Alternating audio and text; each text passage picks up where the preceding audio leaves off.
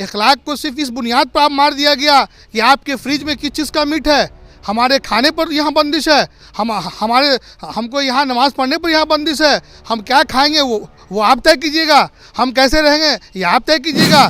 सिद्दीकी साहब ने गलत बात नहीं कहा, पूरा मुल्क ये कह रहा है, सारे लोग ये कह रहे थे, कोई बात नहीं है। लेकिन चूँकि सिद्दीकी साहब एक कद्दावर लीडर, अक़लियतों की आवाज़ हैं, इसलिए इनकी आवाज़ को दबाने का काम किया जा रहा है। बीजेपी की गवर्नमेंट में जिस तरीके से दबे कुचले अक़लियत के लोगों के साथ ज़्यादती हो रही है वो कहीं नहीं हो रहा है, किसी मुल्क में नहीं हो रहा है। और लालू यादव भी कह रहे हैं कि अक़लियत महफूज नहीं है हिंदुस्तान में, वो सही कह रहे हैं। सिद्दीकी साहब ने कोई ऐसा गुनाह नहीं किया है। ये आप लोग को भी मालूम होगा कि सिद्दीकी साहब से बड़ा सेकुलर मुसलमानों में अभी तक हम लोग को बिहार में नज़र नहीं आ रहा है। राष्ट्रीय जनता दल के सीनियर लीडर और बिहार के पूर्व वित्त मंत्री अब्दुल बारी सिद्दीकी ने एक प्रोग्राम में ये कहा कि मुल्क का माहौल बहुत ज़्यादा ख़राब है, इसलिए हमने अपने बेटे और बेटी को ये मशवरा दिया है कि वो जिस शहर में यानी अमेरिका में, लंदन में, वहीं की नागरिकता ले लें। उसके बाद बवाल खड़ा हो गया और अब्दुल बारी सिद्दीकी को सफाई देनी पड़ी। वो आरजेडी के नेता थे, लेकिन हमारे साथ जो बैठे हुए हैं वो जनता दल यूनाइटेड के दो नेता हैं। इनको डर लगता है कि नहीं लगता है, ये जानने का प्रयास करेंगे। यहाँ तो सुशासन की सरकार है, अब्दुल बाकी साहब, नीतीश कुमार बोलते हैं कि माहौल बहुत अच्छा है, यहाँ कोई दंगा फसाद नहीं होता है। आप लोगों को भी डर लगता है क्या यहाँ? बिल्कुल नहीं। नीतीश कुमार पर हम लोगों को एतमाद है कि जब तक बिहार के मुख्यमंत्री नीतीश कुमार रहेंगे और यहाँ अक़लियत महफूज है और इनको पूरा देश का बागडोर जो है इनके हाथ में अगर गया तो पूरे हिंदुस्तान के अक़लियत महफूज रहेंगे। हम लोगों को डर नहीं लगता है। ये प्रधानमंत्री बनेंगे तो माइनॉरिटी महफूज रहेगा और मोदी जी है तो महफूज नहीं है, यही कहना चाह रहे हैं ना? देखिए, मोदी जी ने जो जिस तरीके से एक कम्युनिटी को टारगेट करने का काम किया, अगर यही बात तो कहते सिद्दीकी साहब ने गलत बात नहीं कहा, पूरा मुल्क ये कह रहा है, सारे लोग ये कह रहे थे, कोई बात नहीं है। लेकिन चूँकि सिद्दीकी साहब एक कद्दावर लीडर, अक़लियतों की आवाज़ हैं, इसलिए इनकी आवाज़ को दबाने का काम किया जा रहा है।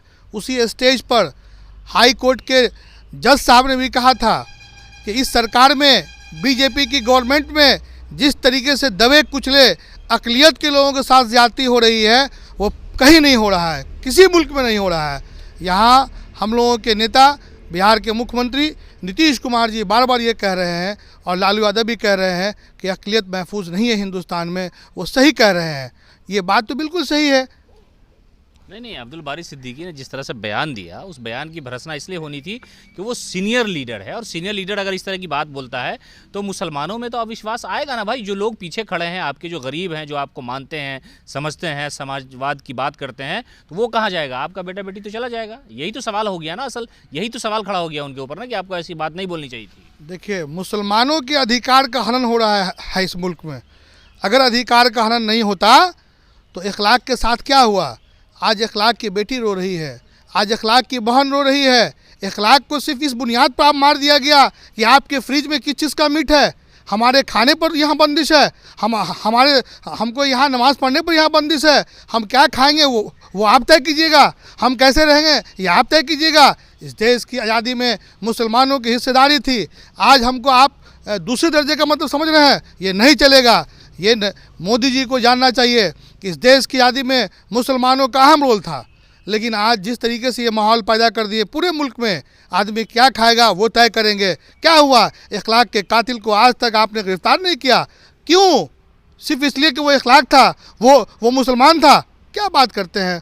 मुसलमान को सिर्फ एक कम्युनिटी के लोगों को ये बीजेपी की गवर्नमेंट सिर्फ टारगेट करती आ रही है और कर रही है। यही बात हमारे सिद्दीकी साहब ने कहा।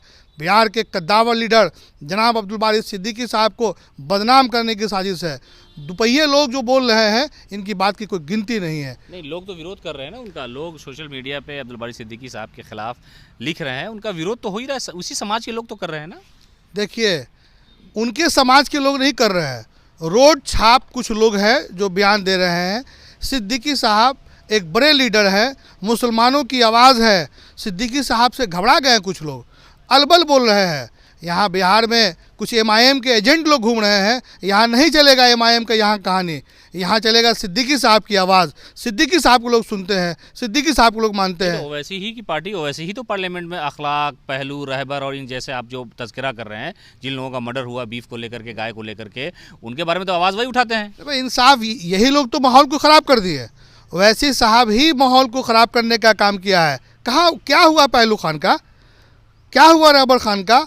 इंसाफ नहीं मिला। यहाँ भाईचारगी का माहौल कायम कीजिए, यहाँ आपसी मोहब्बत का कायम कीजिए। वैसे साहब ही फैक्टर को इतना ख़राब कर रहे हैं कि आप आपसी भाईचारगे को जो है ख़राब कर दिया गया। और बिहार के प्रधानमंत्री, बिहार के मुख्यमंत्री के को बदनाम करने के लिए हमेशा ये लगे रहते हैं। बिल्कुल नहीं चलेगा। यहाँ इस मुल्क के हवाओं को ख़राब करने का काम में उसका अहम रोल है यहाँ के ओवैसी साहब का, जो जाते हैं माहौल को ख़राब करते हैं। और बीजेपी तो चाहती ही है, बीजेपी के वो बी टीम है, सब लोग जान रहे हैं। अब बीजेपी चाहती है कि ओवैसी साहब इसी तरीके से माहौल ख़राब करें और हम मुसलमानों को टारगेट बढ़ावें और जो है उनका जो है काम चलता रहे। हमारे साथ जनता दल यूनाइटेड के युवा नेता आदिल साहब है। प्रधानमंत्री मोदी ने कई बार कहा कि हम चाहते हैं कि मुसलमान के एक हाथ में कुरान हो और दूसरे हाथ में कंप्यूटर हो, तो फिर डर की क्या बात है आप लोगों को? डर के हालात अभी कुछ मुसलमानों से ज़बरदस्ती जो है बयान लिया जा रहा है। सिद्दीकी साहब के बयान को तोड़ मरोड़ के पेश किया जा रहा है। सिद्दीकी साहब ने कोई ऐसा गुनाह नहीं किया है।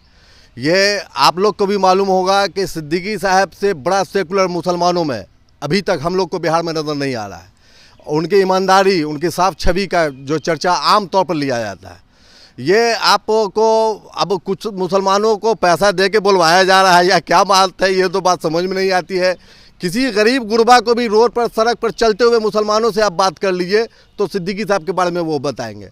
रहा सवाल लिंचिंग का, तो क्या ये कौन नहीं जानता हिंदुस्तान में कि जब से मोदी की सरकार आई है तो मुसलमानों के साथ क्या हो रहा है? ये कौन सी ऐसी छुपी हुई बात है? डर लगता है आपको? डर लगता है? हमको डर इसलिए नहीं लगता है कि हम लोग जो अपना नेतृत्व जो है नीतीश कुमार के नेतृत्व में हम लोग चल रहे हैं। और नीतीश कुमार के जैसे लीडर का जब तक नेतृत्व रहेगा बिहार में, तब तक किसी का कोई माई का लाल पैदा नहीं हुआ जो किसी का बाल बागा कर ले। और हम लोग तो चाहते हैं कि नीतीश जी के जैसे आदमी को जो है दिल्ली में ले जाया जाए और प्रधानमंत्री उनको बनाया जाए, ताकि मोदी के जैसे आदमी का नामो निशान को मिटा दिया जाए। कहीं कोई मामला नहीं होगा। नहीं तो आदिल साहब, मसला ये है कि सिद्दीकी साहब ने जो बयान दिया उस पर तो बवाल होना लाजमी था। जो बयान उन्होंने दिया, आप जैसे लोग या हम जैसे लोग या और भी जो समाज से जुड़े हुए गरीब लोग हैं वो तो अमेरिका नहीं जा सकते हैं, वो तो यहीं रहेंगे। लेकिन उन्होंने कहा कि वहाँ अगर नागरिकता मिलती है तो ले लो, यहाँ का माहौल ठीक नहीं है। तो आप अपने बच्चों को भी यही बताते हैं क्या माहौल अच्छा नहीं है? हम अपने बच्चे को क्या बताएंगे? यहाँ के माहौल के बारे में तो पेपर में तो सब दिन आ रहा है ना, मीडिया में तो आ रहा है ना, सोशल मीडिया में तो आ रहा है ना, सब दिन लिंचिंग का मामला तो आ ही रहा है ना। इस बात को कब तक कोई कहीं कैसे छुपा सकता है? इस मामले से तो इनकार किया ही नहीं जा सकता है ना। अगर इस सच्चाई को बोलना अगर गुनाह है तो गुनाह है। अभी सिद्दीकी साहब की तरह कर रहे हैं कि अगर बगावत है तो बागी हूँ। सिद्दीकी साहब ने कोई ऐसा गलत बात कहा है। यह सच्चाई नहीं है कि हमारे अजान देने पर प्रतिबंध है। यह सच्चाई नहीं है कि हमारे मस्जिद में नमाज पढ़ने पर प्रतिबंध है। यह सच्चाई नहीं है कि हमारे खाने पीने पर प्रतिबंध है। यह सच्चाई नहीं है कि हमारे शादी ब्याह पर हमारे प्रतिबंध है। क्या मुसलमानों का यही कसूर है कि मुसलमान हिंदुस्तान में है? जाके गेटवे ऑफ इंडिया पर जाके देखे कि मुसलमानों के आज़ादी स्वतंत्रता सेनानी में, देश को आज़ाद कराने में गेटवे इंडिया पर मुसलमान का कितना नाम है और गैर मुस्लिमों का कितना नाम है। इस बात को भी तो समझ में आना चाहिए लोगों को, जो भी आदमी इस तरह की बात कर रहे हैं। यह कुर्बानी का कोई मतलब नहीं है। जिस वक्त में हिंदुस्तान पाकिस्तान का मामला आया था, उस वक्त में जितने भी रोड के किनारे पेड़ पौधे थे उस पर आलिम दीन, मौलाना, मौलवी, उन लोगों की लाशों को लटकाया गया था। इस कुर्बानी का कोई मुकाबला है क्या? ये सारी चीज़ ख़त्म हो गई। ये मोदी सरकार ने सबको ख़त्म कर दिया। मोदी जो बोल दिया वही कानून हो गया। क्या यही देश है? अगर इसमें अगर सच्चाई बोलना अगर जुर्म है तो जुर्म है। ये थे जनता दल यूनाइटेड के दो नेता जिन्होंने साफ तौर पे कहा कि अब्दुल बारी सिद्दीकी का जो बयान है वो किसी तरह से गलत नहीं है। उन्होंने कहा कि ठीक है, माहौल ऐसा है जिसको लेकर के सवाल खड़े हुए हैं और लगातार जब सरकार आई, यानी भारतीय जनता पार्टी की, उस वक्त से थोड़ी सी असुरक्षा का जो भाव है वो पैदा हुआ। ये इन लोगों का इल्ज़ाम है। लेकिन कहा साथ ही साथ इस देश की कुर्बानी में अल्पसंख्यकों का, ख़ास तौर से मुसलमानों का बड़ा योगदान रहा है।